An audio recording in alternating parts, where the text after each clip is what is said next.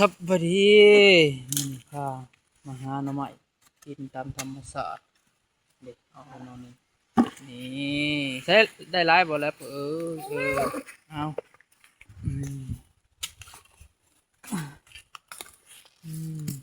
หน่อที่สอง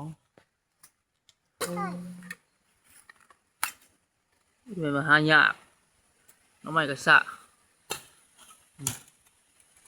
นั่นเด็กนอนนี่น้อยนี่ฝนมันบ่ตกพี่น้องเลยฝนบ่ตกดินบ่อ่อนปานใดตกอยู่ตกแบบดินมันบ่อ่อนมันก็เลยบ่อยากพ่นออกหน่อไม้นี่นี่เก็บมาแล้วทำมาพี่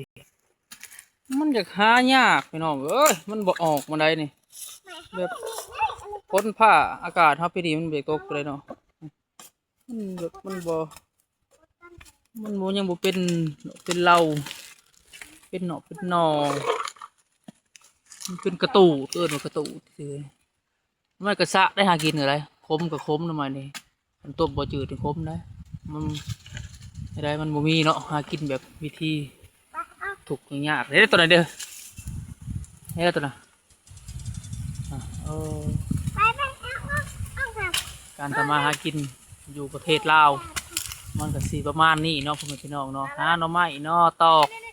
หาสอนหาหยังกินแบบธรรมชาติอยู่แบบธรรมชาติ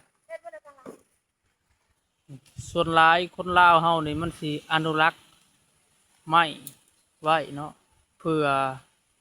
เห็ดตอกยามเกี่ยวข้าวเนาะหรือว่ายามเกี่ยวข้าวก็ยาม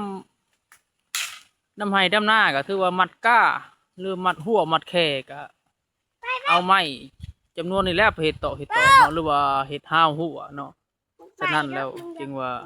อนุรักษ์ไว้เนาะเอาไว้เพื่อใส่กับชีวิตครอบครัวเองเลยเนาะเอาเนาะพี่น้องเขาก็จบคลิปเพียงเท่านี้เนาะฝากกดไลค์ติดตามเนาะวิถีชีวิตแบบทุกข์อย่างเงี้ยบ่เฮ็ดบ่หากับบ่ได้กินพี่น้องเขาเนาะอ้าว